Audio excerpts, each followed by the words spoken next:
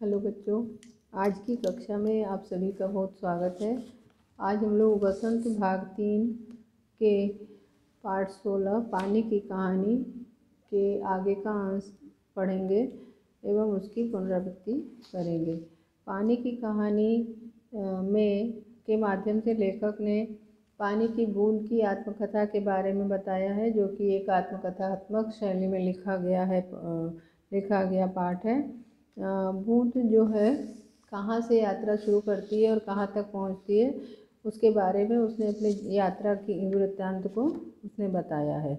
तो अब हम लोग जो है आगे का अंश पढ़ते हैं कि किस तरह से वह ज्वालामुखी के पास वहाँ पृथ्वी के गर्भ में पहुँची, जहाँ पे एक भयानक जो है विस्फोट हुआ और विस्फोट होने से उसमें से उद्गार हुए। तो उसमें से जो ये लोग जो है भौचक्के के रह गए। अचानक से वो ऊपर निकाल के फेंक दी गई और फिर जो है वह उसमें से देखा उसने कि धुआं, रेत, पिघली हुई धातुएं, लपटें आदि निकल रही थी। ये दृश्य जो है उसे बहुत अच्छा लगा, परंतु उसे देखने का उसे बार बार मन करता था। और फिर उसके बाद क्या होता है आइए जानते हैं। मैं समझ गया, तुम ज्वालामुखी की बात कह रही हो। हाँ, तुम लोग इसे ज्वालामुखी कहते हो। अब हम जब ऊपर पहुँचे तो हमें एक और भाप का बड़ा दल मिला। हम गरज कर आपस में मिले और आगे बढ़े, और जब ये नीचे से निकाल के ऊपर फेंक दी गई तो ये जब ऊपर पहुँची तो उसे एक भाप का बहुत बड़ा सा दल मिला, समूह मिला। दल मने समूह, दल का अर्थ है समूह।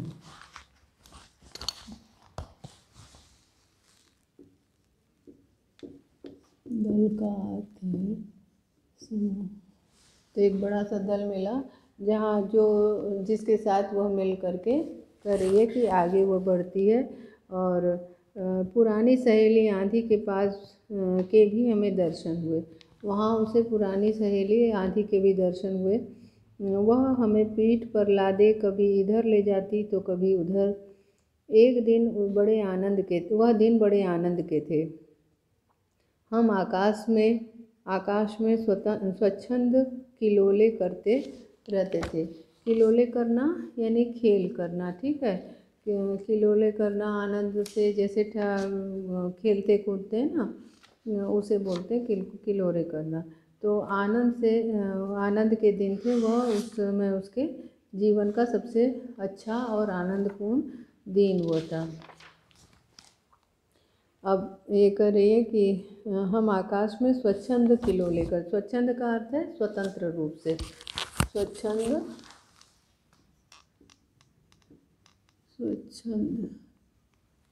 का अर्थ है स्वतंत्र। वो कह रही है कि वो आकाश में जो है स्वच्छंद रूप से किलोले करते हुए, किलोले करना मतलब खेलते हुए, कूदते हुए, हंसी मजाक करते हुए, मतलब उसका सबसे अच्छा दिन वही था, ठीक है। तो आगे कह रही है कि बहुत से भाप जलकण के मिलने के कारण हम भारी हो चले और नीचे झुक आए, और एक दिन बूंद बनकर नीचे कूद पड़े।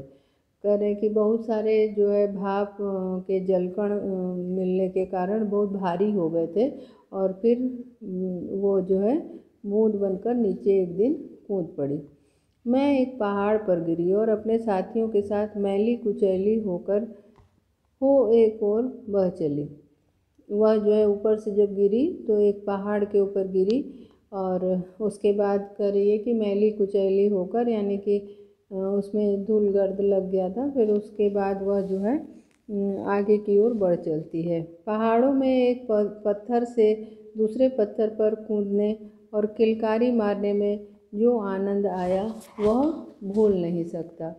तो करें कि जो उसमें जो है एक पहाड़ से दूसरे पहाड़ पे घूमते हुए और किलकारियाँ मारते हुए जो आनंद आया, आनंद उसको जो है इधर उधर घूमने में, और जैसे चंचल बच्चे होते हैं ना, किलकारियाँ मारते हैं, खेलते हैं। किलोल करना यानी कि उछल कूद करना, किलोल करने में उसे बड़ा आनंद आया। मैली कुचैली होकर के किलकारी मारना मतलब ठहाके लगा के जब हंसते हैं तो उसको बोलते हैं किलकारी मारना। ठीक है, मारने में बहुत आनंद आया, वो भूला जा सकता, वो भुलाया नहीं जा सकता है। हम एक बार बड़ी ऊंची शिखर से कूदे और नीचे एक चट्टान पर गिरे। और एक बार ये जो है कहती है कि बहुत ऊंचे शिखर से कूदी और एक बड़े से चट्टान के ऊपर जाकर गिरी। बेचारा पत्थर हमारे प्रहार से टूटकर खंड खंड हो गया और इसके कूदने से जो है उसकी जो चोट लगी, प्रहार माने मार होता है, उसकी जो चोट लगी उससे जो है पहाड़ का जो टुकड़े टुकड़े हो गए। यह जो तुम इतनी रेत देखते हो, पत्थरों को चबा चबा कर हम ही बनाते हैं। कह रही है कि जो ये रेत है, ये रेत जो देख रहे हो ये हमारे ही द्वारा किया गया है। पत्थरों को जैसे पानी जो है पत्थर से टकराता है तो वो टूट जाता है, टूटते टूटते वो छोटे से छोटा कण बन के रेत का रूप धारण कर लेता है। जिस समय हम मौज में आते हैं तो कठोर से कठोर वस्तु हमारा प्रहार सहन नहीं कर पाती। प्रहार माने मार या चोट। प्रहार का अर्थ है मार या चोट।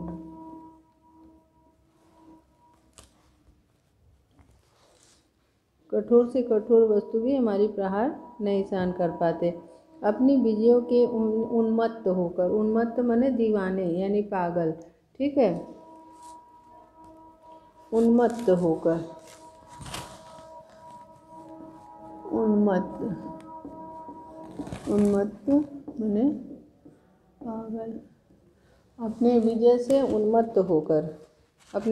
उन्मत्त होकर हम लोग इधर उधर बिखर गए। मेरी इच्छा बहुत दिनों से समतल भूमि देखने की थी, इसलिए मैं एक छोटी धारा में मिल गई। पानी बताती है कि उसकी बहुत दिनों से एक समतल भूमि में आने की इच्छा थी और इस तरह से वह एक छोटी नदी की एक छोटी सी धारा में मिल गई। सरिता के वे दिन बड़े मज़े के थे। सरिता नदी को कहते हैं, या नदी की ये पर्यायवाची है। सरिता के वे दिन बड़े मज़े के थे। हम कभी भूमि को काटते, कभी पेड़ों को खोखला कर उन्हें गिरा देते। बहते बहते एक दिन एक नगर के पास पहुंची। मैंने देखा कि नदी के तट पर एक ऊंची मीनार में से कुछ काली काली हवा निकल रही है। अब ये बता रही है कि सरिता के साथ जो मिलकर वो जो है उसको समतल धरती देखने की इच्छा थी, तो वे दिन वो करी है बहुत मज़े के दिन थे। हम कभी भूमि को काटते, कभी पेड़ों को खोखला बनाते। नदी के प्रवाह से जो है, नदी की जो रफ्तार है उससे जो है भूमि जो है कट जाती है, यानी कि उसका जो है उसकी सतह ऊपर की कट के अलग हो जाती है, छिल जाती है।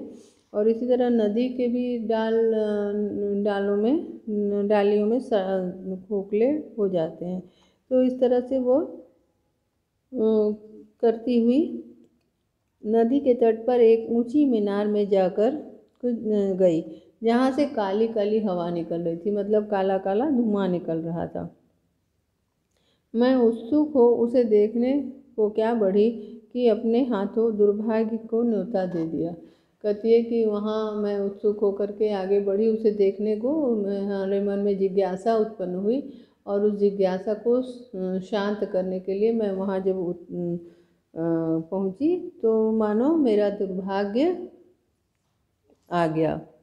मैंने अपने हाथों से अपना दुर्भाग्य बुला लिया। कई दिनों तक मैं फिर न्योता देना, न्योता माने निमंत्रण देना।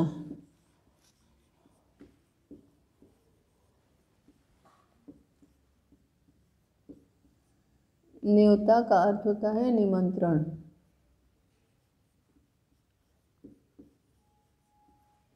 न्योता का अर्थ होता है निमंत्रण। तो जैसे मानो उसने अपने दुर्भाग्य को न्योता दे दिया। अब ये बता रही, ज्यों ही मैं उसके पास पहुंची अपने और साथियों के साथ एक मोटे नल में खींच ली गई। और जैसे ही वो वहाँ पहुंचती है कि वहाँ पे एक मोटे से नल के द्वारा साथियों के साथ एक मोटे से नल में खींच ली गई। कई दिनों तक मैं नल नल घूमती फिरी, फिर प्रति क्षण उसमें से निकल भागने की चेष्टा में लगी थी। और एक नल से दूसरे नल में मैं इधर उधर फिरती रही। उसी समय मैं जो है हमेशा नल से निकल के भागने की चेष्टा करती थी। और मैं रहती थी। भाग्य मेरे साथ था। बस एक दिन रात के समय मैं ऐसे स्थान पर पहुंची जहाँ नल टूटा हुआ था। और कहती है कि मेरा भाग्य अच्छा था, मेरा भाग्य मेरे साथ था कि एक दिन मैं जो है सौभाग्य से एक ऐसे स्थान पे पहुंची जहाँ पे नल जो है वो टूटा हुआ था। मैं तुरंत उसमें होकर निकल भागी और पृथ्वी में समा गई। कहती है कि वह उसमें से निकलकर जो नल का जो टूटा हुआ स्थान था वह उसी से निकलकर भागी और फिर धरती में समा गई। अंदर ही अंदर घूमते घूमते इस पेड़ के पास पहुंची। और फिर धरती के नीचे घूमते घूमते मैं इस बेर के पेड़ के पास पहुंची। वह रुकी, सूर्य निकल आए थे। और इतना कहानी वो उसके बताते बताते सूर्य जो है उदय हो चुके थे। सूर्योदय हो चुका था। बस मैंने कहा, हाँ, मैं अब तुम्हारे पास नहीं ठहर सकती, सूर्य निकल आए हैं। लेखक ने पूछा, बस? और तो उसी पे उसने कहा कि जी हाँ, मैं अब तुम्हारे पास नहीं रुक पाती, क्योंकि वो शुरू में ही बता चुकी थी कि शाम हो गई है इसलिए मैं नहीं जा सकती। सूर्य के कारण उसे उड़ने की शक्ति मिलती है और सूर्य जैसे ही निकल आएंगे वो चली जाएगी। ये पहले ही वो बता चुकी थी। अब वह कहती है कि सूर्य निकल आए हैं, अब तुम मुझे रोक कर नहीं रख सकते। वो उससे लेखक से कहती है कि सूर्योदय हो गया है, अब मुझे तुम रोक करके नहीं रख सकते। वो ओस की बूंद धीरे धीरे घटी और आंखों से ओझल हो गई। ओझल होना माने गायब होना। वहाँ से जैसे धीरे धीरे आँख से ओझल हो गई वो, मतलब धूप की किरणें निकलते हुए ओझल का मतलब गायब। ठीक है, ओझल हो जाना, आँख से ओझल होना।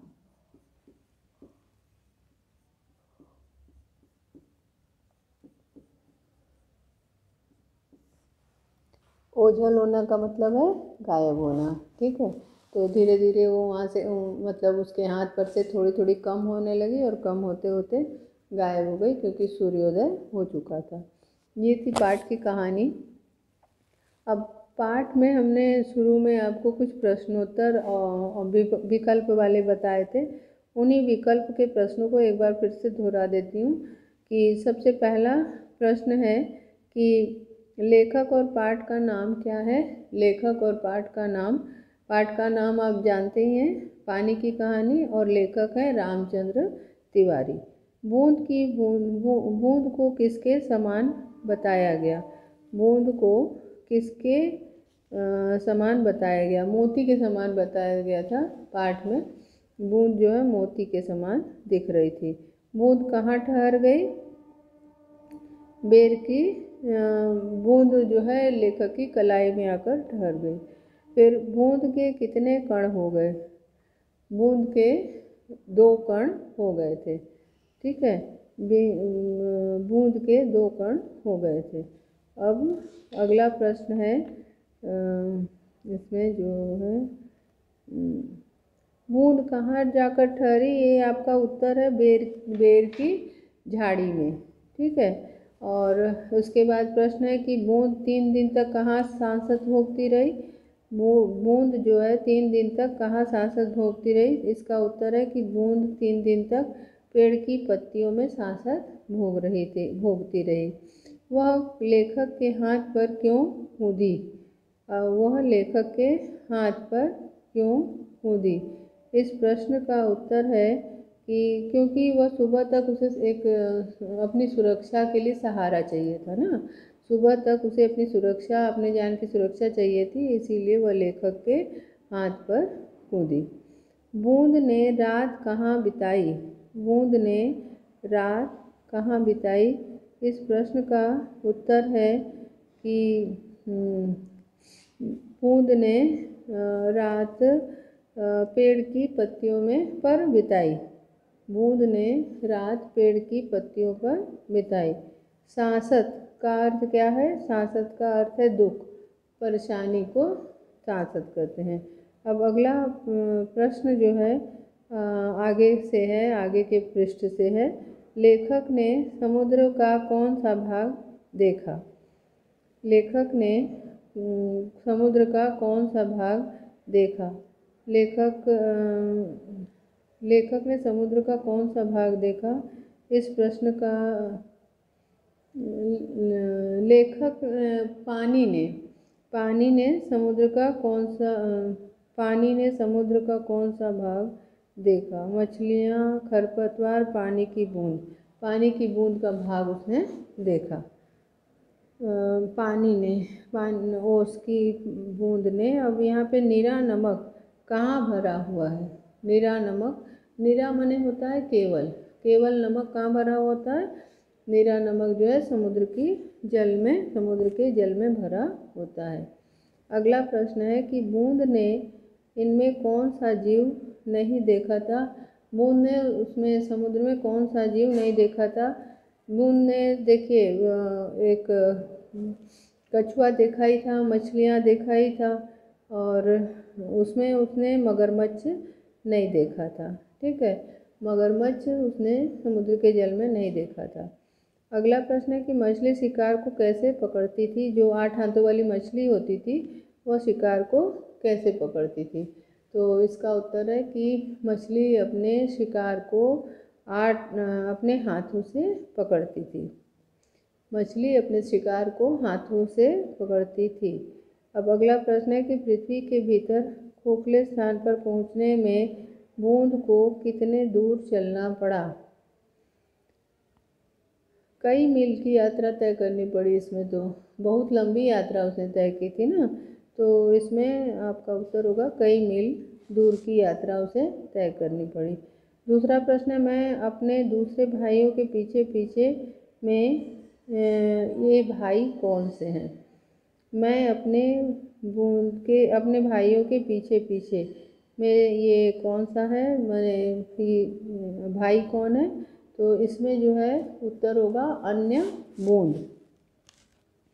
उत्तर क्या है इसका, अन्य बूंद। बूंदें चट्टान में घुसकर कहाँ निकली हैं। बूंदें चट्टान में घुसकर कहाँ निकली हैं। इसमें वह जो है चट्टान में घुसकर पानी में निकली हैं। ठीक है, फिर उत्साही युवाओं से हमें क्या प्रेरणा मिलती है।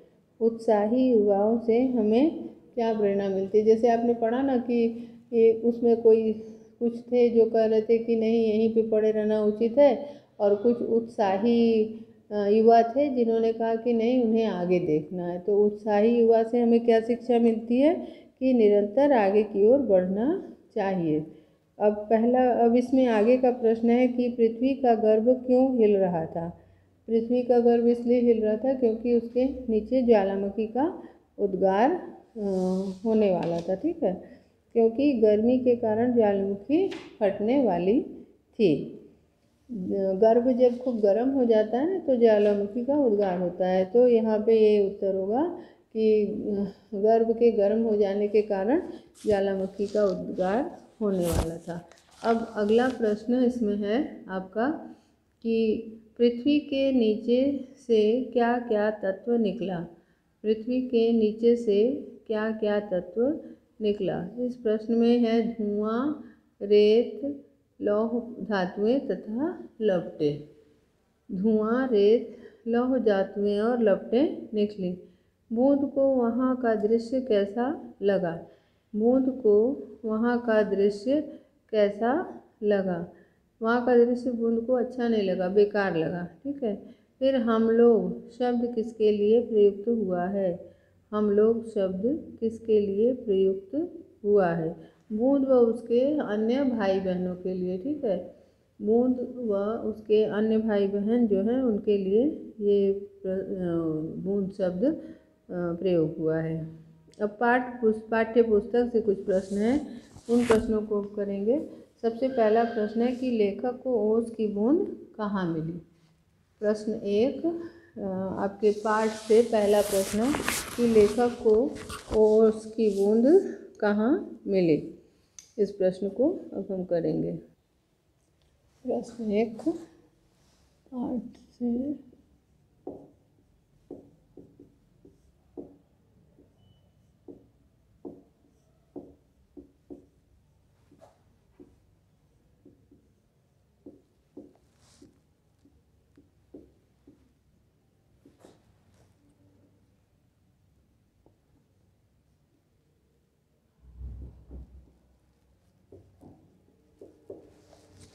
लेखक को ओस की बूंद कहाँ मिली?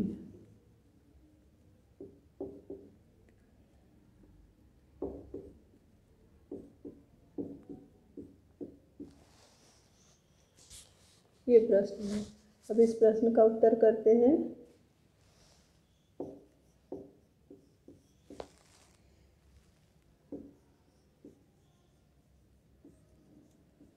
लेखक को ओस की बूंद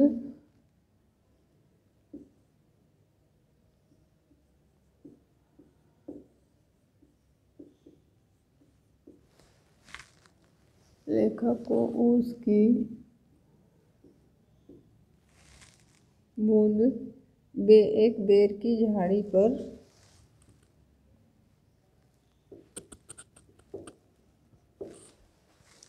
एक बेर की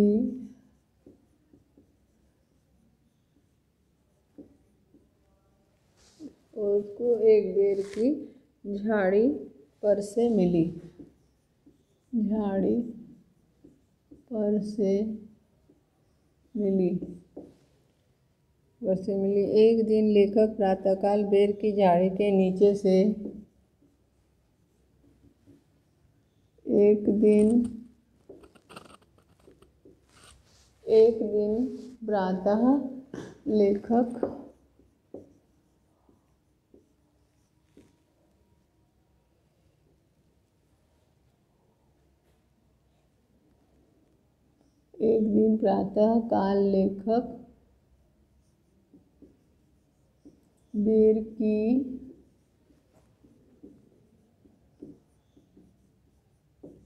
बेर की झाड़ी से गुजर रहा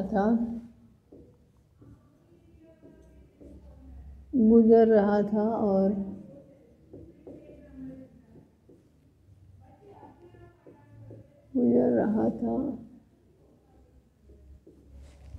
एक दिन प्रातःकाल लेखक ये बेर की झाड़ी से गुजर रहा था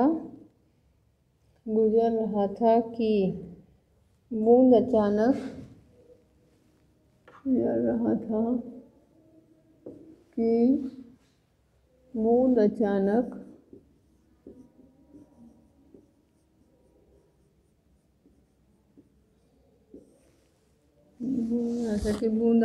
उसकी कलाई पर गिरी।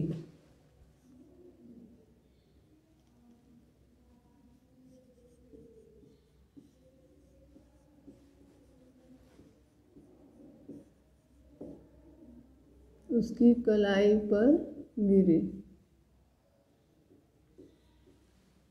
कलाई पर गिरी और सरक कर हथेली पर चली गई।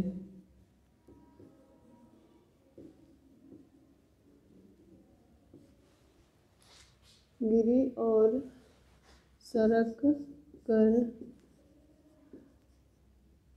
हथेली पर चली आई।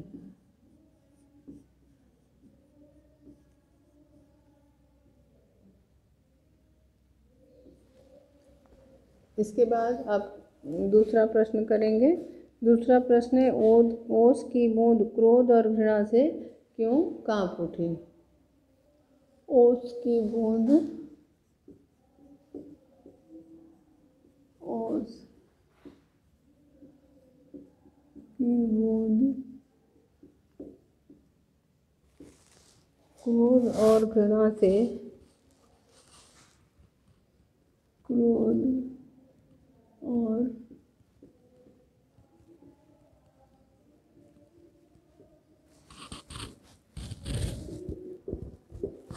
उसकी बूंद को क्रोध और घृणा से क्यों कांप उठी?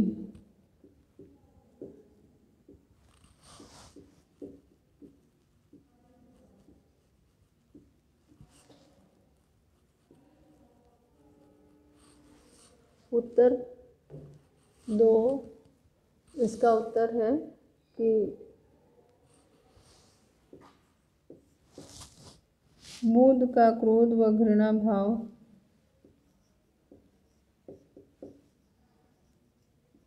बूंद का क्रोध व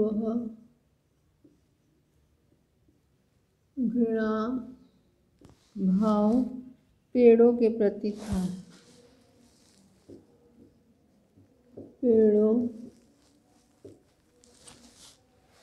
के प्रति है। पेड़ों के प्रति है क्योंकि पेड़ों के प्रति है क्योंकि पेड़ों की जड़ों के रोए क्योंकि पेड़ों के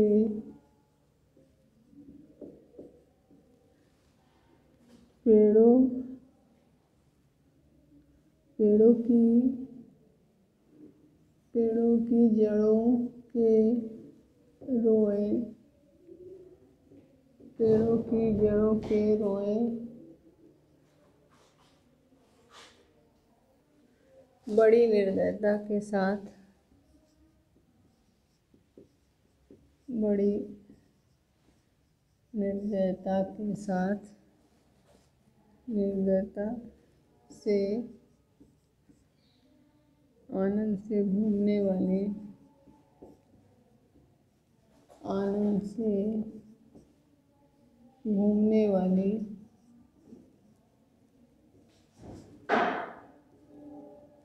आनंद से घूमने वाली बूंदों को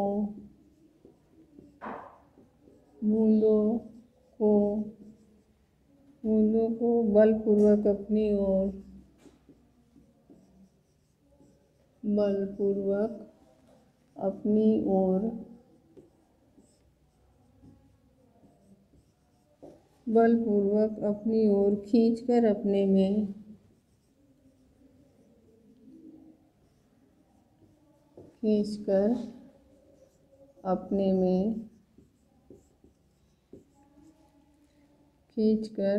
में समाहित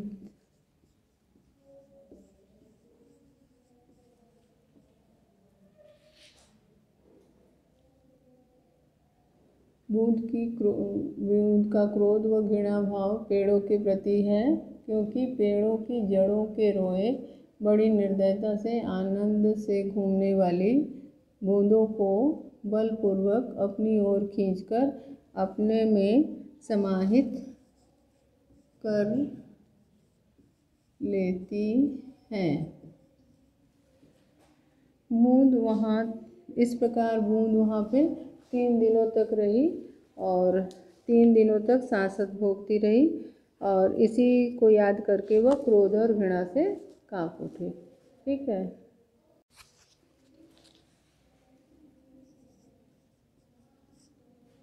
इस प्रकार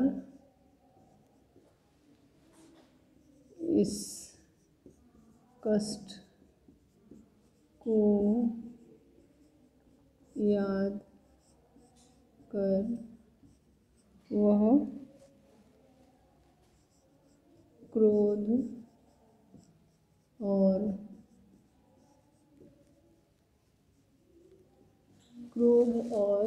घृणा से कांप उठी।